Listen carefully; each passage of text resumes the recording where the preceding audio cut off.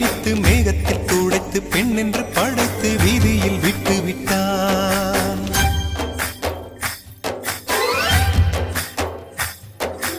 இப்படி இன்னொரு பெண்மையை படைக்க தன்னிடம் கற்பனை தீர்ந்ததை எண்ணித்தான் பிரம்மனும் மூர்ச்சையுற்றான்.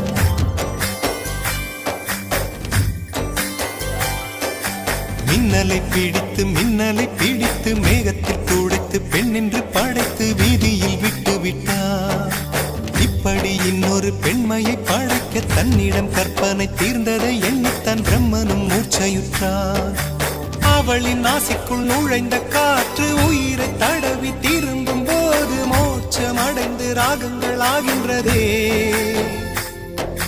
மழையின் துளிகள் அவளை நனைத்து மார்பு கடந்து இறங்கும் பொழுது முக்தி அடைந்து முத்துக்கள் ஆகின்றதே. மின்னலை பிடித்து மேகத்தில் துடைத்து பெண் என்று படைத்து வீதியில் விட்டு விட்டார்.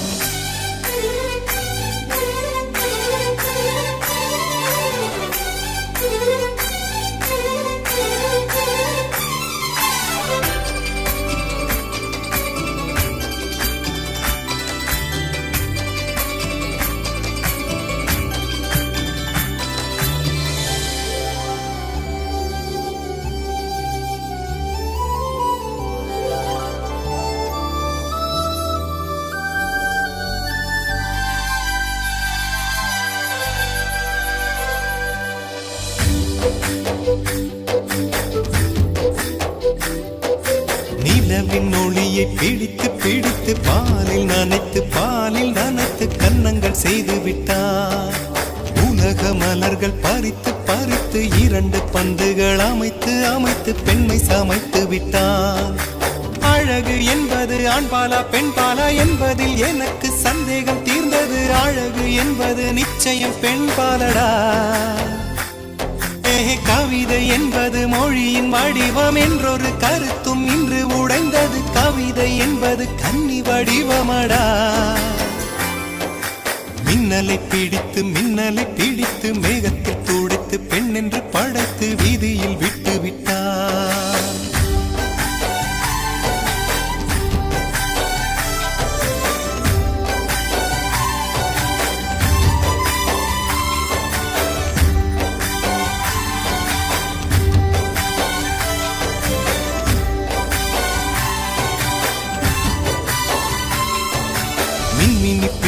மின்மினி பிடித்து கண்களில் பதித்து கண்மணி கண் பறித்தாள்.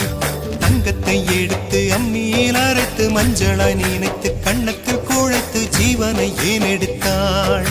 காவித்துறவிக்கும் ஆசை வளர்ப்பவள், அருகம் புல்லுக்கும் ஆண்மை கொடுப்பவள், பெண்களின் நெஞ்சுக்கும் பித்தம் கொடுப்பவளே.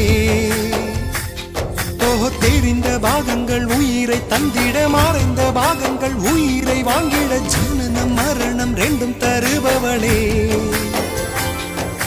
மின்னலை